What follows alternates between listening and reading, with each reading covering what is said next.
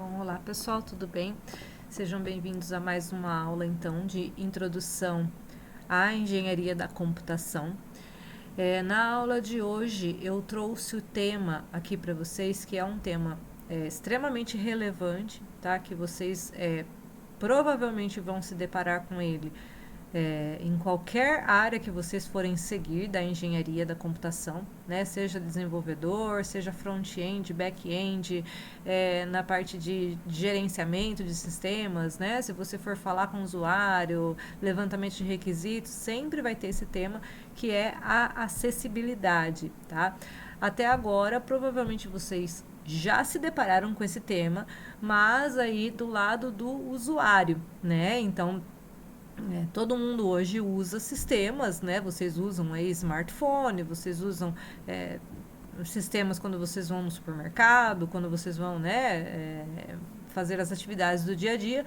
E vocês provavelmente já se depararam com situações aí de acessibilidade na área de computação, mas sendo usuários aí, podendo usufruir dessa acessibilidade, né?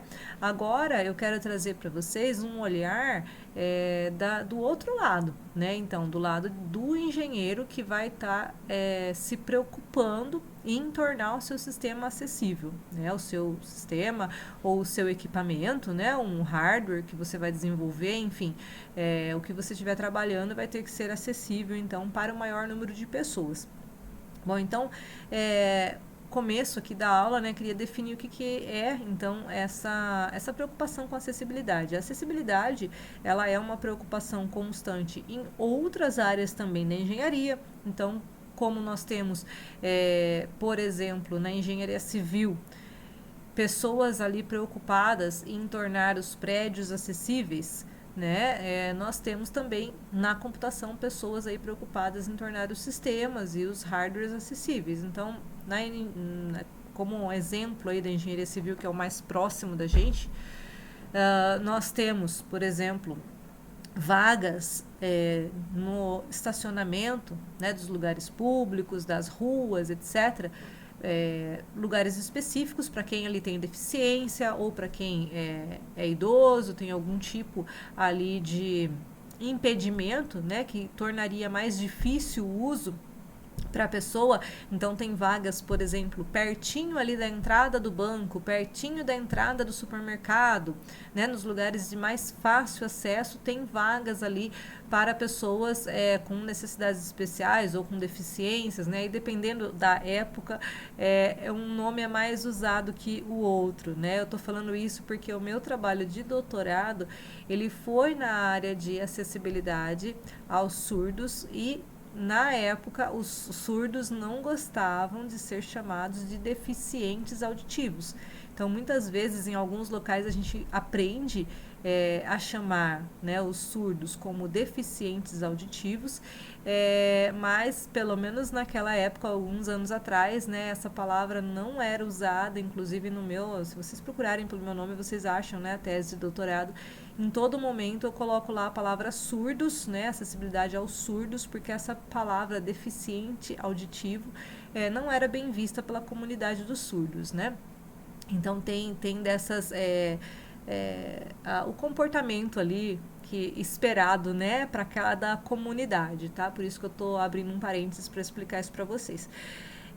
Mas então, o que vem a ser acessibilidade? Do mesmo jeito que eu falei lá na engenharia civil, onde você quer que aquele supermercado, né, aquele banco, ele tenha condições de receber todas as pessoas, independente do seu estado, né, físico, mental ali, enfim, das suas limitações, os sistemas é a mesma coisa, tá? Então, quando a gente fala de acessibilidade computacional, a gente está pensando em fazer um sistema ou um hardware, né, algum equipamento, que ele possa ser usado para o maior número, né, num range, numa gama, né, o maior possível de pessoas, tá?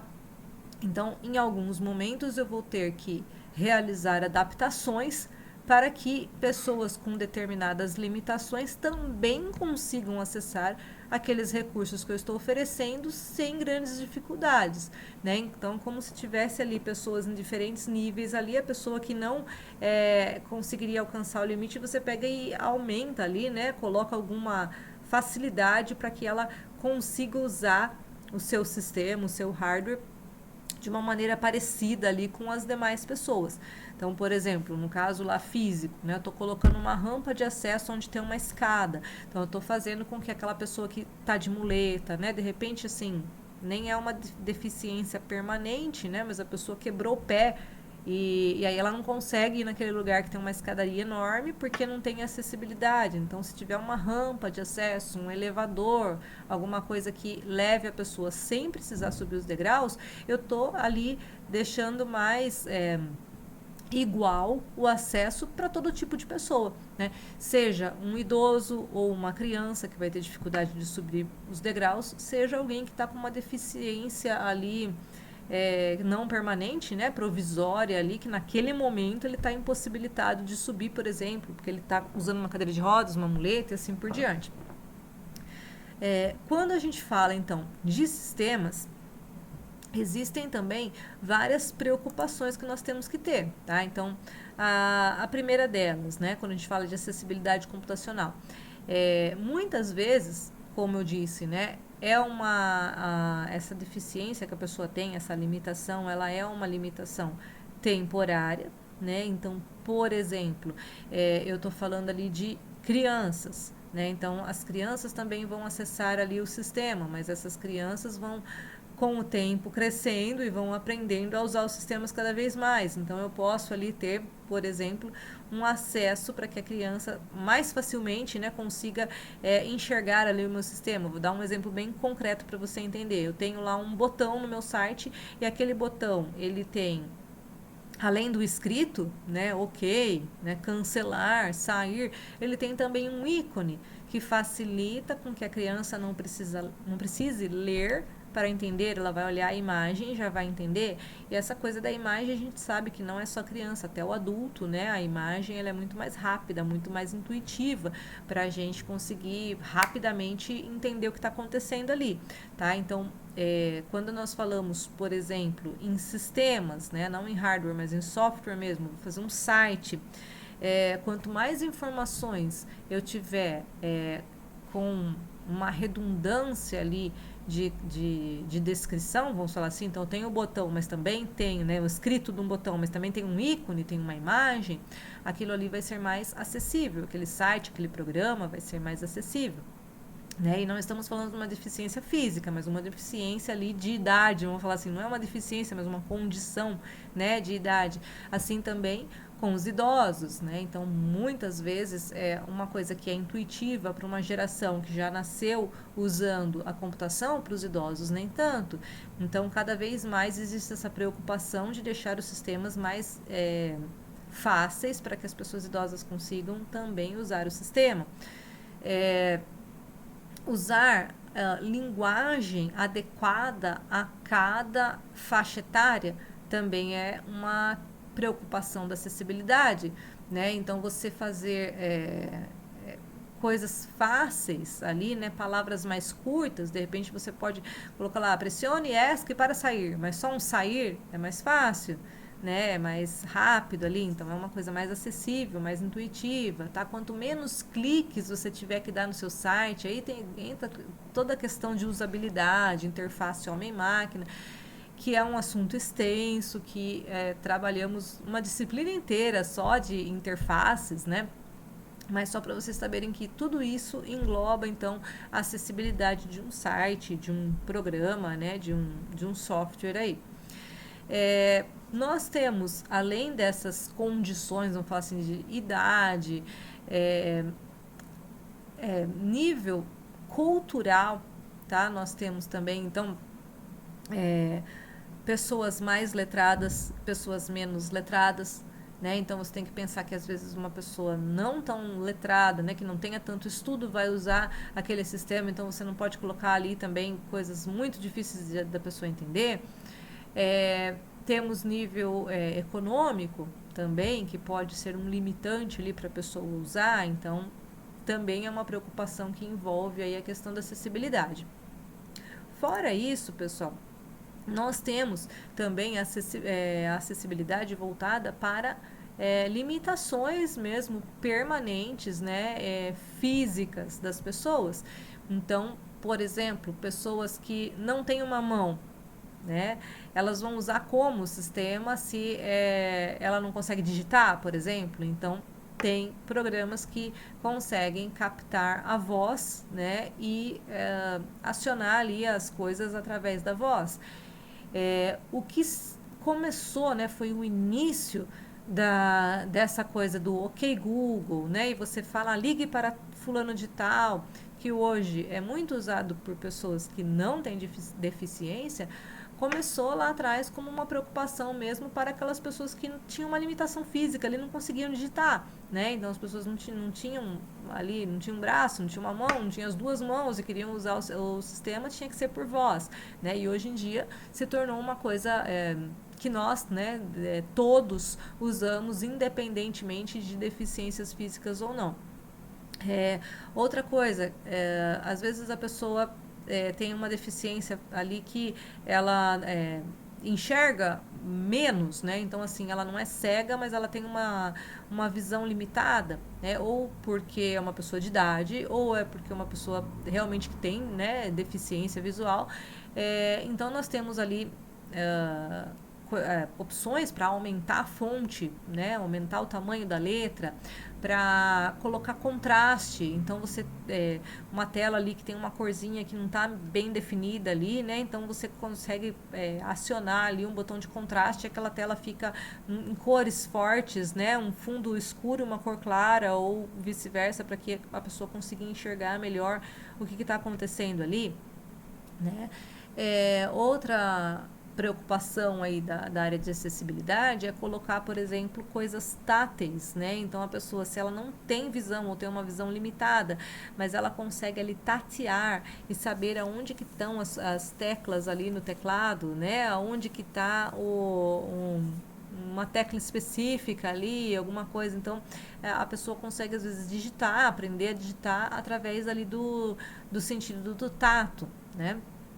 Uma outra alternativa, que tem softwares que já fazem isso, é capturar a piscada que a pessoa dá. Tá? Então, tem iniciativas, né, que fazem isso, que você, com o seu olhar, por exemplo, você mexe o mouse e com uma piscada você dá um clique no sistema. Então, tem como nós adaptarmos, né, colocarmos um componente a mais no computador, por exemplo, ou num software específico para trabalhar só com o movimento da íris, né, do olho e das pálpebras. Sistemas que leem o que está escrito na tela, né, como uma espécie ali de audiobook. Então você ativa e aquele leitor de tela começa a narrar tudo que está ali na tela, inclusive os botões, as imagens, tal. E aí vem também, né, aquela questão que eu falei para vocês de deixar sempre alternativas, né? Às vezes a gente está ali preocupado em não ter o texto, colocar um ícone que vai ser mais fácil de uma criança ou um idoso olhar o ícone e já saber que é para sair do sistema, que é para continuar, e coloca só a imagem. Daí o que acontece? Se a pessoa que está usando é um deficiente visual, a imagem para ele não vai adiantar nada. Então você tornou seu sistema acessível para um grupo, mas tornou inacessível para o outro. Então existe essa necessidade de ter a redundância, né? Tanto que quando a gente vai aprender lá em HTML a colocar uma imagem na página, a gente sempre orienta os alunos a colocar a imagem, mas colocar um caption, uma legenda, né, uma descrição da imagem, porque esses softwares que fazem essa acessibilidade, quando está lendo, ele vai ler então aquela descrição. Então, se você colocou uma descrição bonitinha da imagem, a pessoa que não está enxergando, ela vai poder entender também a informação quando ela for visual apenas, e a pessoa tem ali limitações que não consegue enxergar. Temos também Na área de robótica, muita iniciativa que aumenta a acessibilidade, né, das pessoas. Então, agora falando de hardware, então temos, por exemplo, luvas, né, que tem ali sensores, temos mão robótica, perna robótica, né, tem gente que tem membros ali sendo substituídos, né, por partes robóticas para que a pessoa tenha ou aquele membro que foi perdido, né, ela pode substituir, ou que nunca teve aquele membro, ela pode colocar um dispositivo, um hardware ali para fazer as vezes do membro, ou mesmo como um auxiliar terapêutico, né, você vai fazer uma fisioterapia e aí você tem lá uma espécie de luva, um dispositivo que você coloca ali na perna, tal, em alguma parte do corpo, para que aquilo te ajude a fazer a fisioterapia, né, então é uma área de pesquisa, é uma área de trabalho possível, né, para qualquer engenheiro da computação também, tá? E tem também a questão da deficiência auditiva, né, que agora nos últimos anos aí deu uma crescida, né, significativa aí. A questão da deficiência auditiva muitas vezes, né, pode passar despercebida, principalmente se é conteúdo escrito, né? Tudo bem, se você está falando ali de um YouTube, por exemplo, né? Você vai estar vendo um vídeo tal, o áudio, a pessoa que é surdo, por exemplo, ela não vai ter acesso a esse áudio. Então, isso é fácil de a gente perceber. Mas num conteúdo escrito, bom, a pessoa é surda, mas ela consegue ver, né? Ela está lendo ali, ela não tem dificuldade nenhuma para acessar aquele conteúdo, correto? Não está correto 100% essa afirmação. Por quê?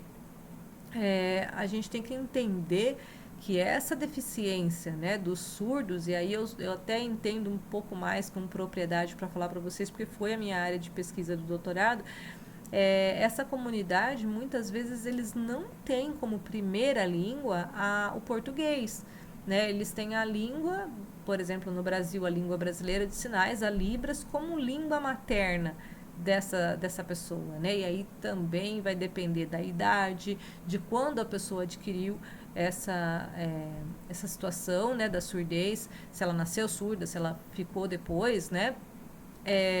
A idade, se é pequeno, se já é um adulto, as condições sociais, as suas condições econômicas, né, da pessoa, o nível de instrução, né, se é uma pessoa estudada, se é uma pessoa mais simples, tal.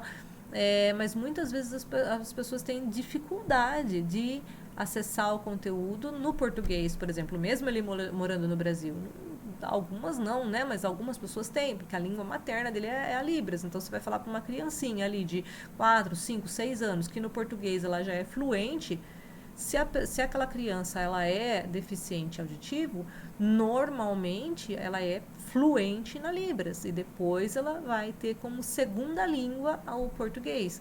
Então, para aquele indivíduo, conteúdo sinalizado, conteúdo em Libras, é muito mais fácil, né? Então, eu, né, já fiz bastante pesquisa nesse campo aí, né? Então, a gente via, né, como é que era a comunicação dos surdos tal, e como eles se comunicam muito, muito mais rápido em Libras do que em português, por exemplo, lendo um texto, né, fazendo a comunicação com a segunda língua, como nós, né, termos que entender o inglês, entender o francês e entender o português, para a gente é muito mais intuitivo, né? Então, existem iniciativas, acho que até no nosso site deve ter, né, de ter conteúdo sinalizado aqui, né? Olha, então tem lá a Libras que pode ajudar, né? Você coloca aqui, tem vários sites do governo, né, que tem esses links assim, para a gente ter o conteúdo sinalizado ali. Se você clica, né, ele mostra, ó, aqui ele está mostrando Velibras, né?